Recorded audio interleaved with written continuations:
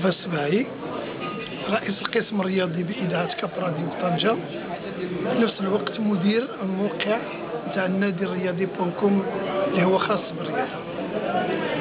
أنا سعيد جدا تواجدي بمدينة العيون، قلب الصحراء المغربية النابض، بهذه المناسبة تاع البطولة الإفريقية لكرة اليد. في الحقيقة هذه ثاني زيارة ديالي لمدينة العيون بعد الزيارة الأولى اللي كانت في 1976.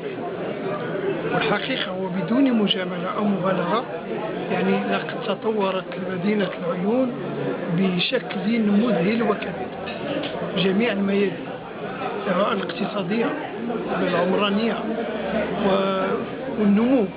يعني مدينة أصبحت تضاهي أحسن المدن المغربية. إضافة إلى ذلك التنظيم نتاع البطولة الإفريقية هنا بمدينة العيون أعطى واحد الزخم وواحد الإشعاع لمدينة العيون بالنسبة للناس اللي كانوا إما ما تعرفوش العيون جيدا، وإما عندهم واحد الدعاية مسبقة على هذه المدينة، وأنه كاين احتلال وكاين كذا، وأن الناس مشردة، وأن ما كاين تنظيم ما كاين والو.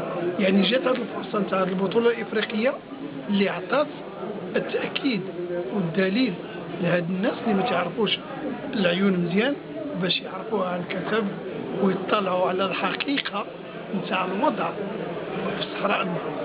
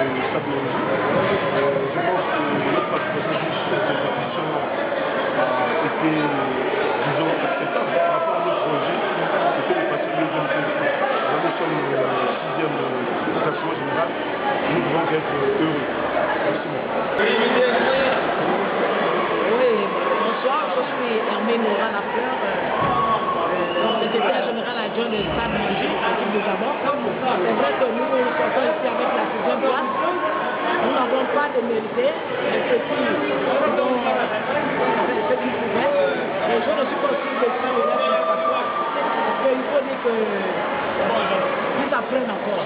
C'est vrai, vous allez me dire que chaque année ils apprennent, mais ils apprennent et nous avons reçu des bonnes leçons. En rentrant, nous allons nous améliorer et puis faire mieux pour les prochaines élections.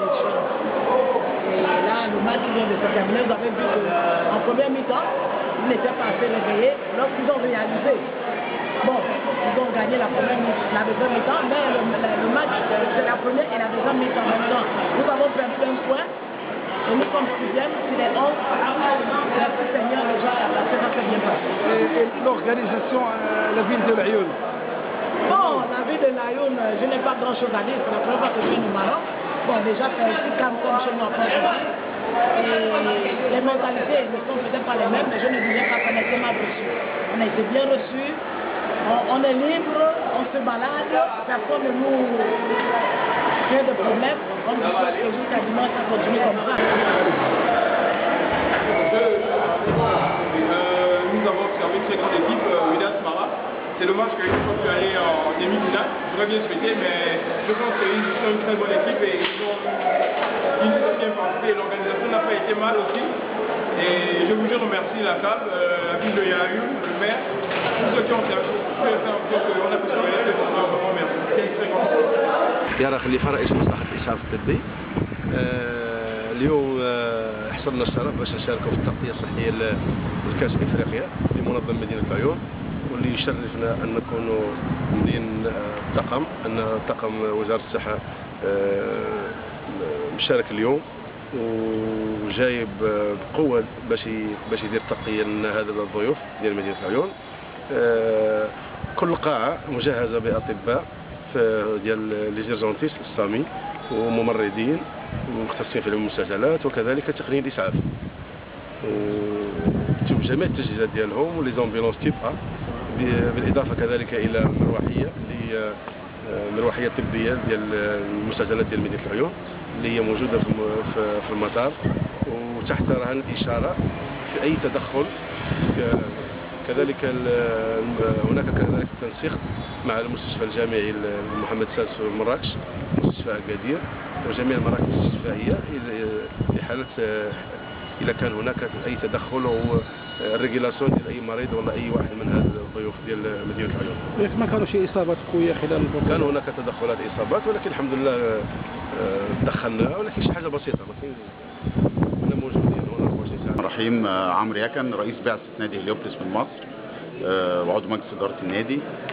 أحب الأول أرحب بيكم وعلى حسن الضيافة اللي احنا شفناها في مدينة العيون من جمهور وتشجيع مثالي، والبطولة منظمة، ملاعب على أعلى مستوى، صالات مجهزة من كل الاحتياجات، والحمد لله ربنا وفقنا ان احنا وصلنا لحد الدور قبل النهائي وحصلنا على المركز الرابع، وان شاء الله تبقى مش نهاية، دي بداية البطولات لنادي هليوبوليس، وان شاء الله اي دعوة جديدة هنلبيها على طول بإذن الله في البطولات القادمة. شكرا.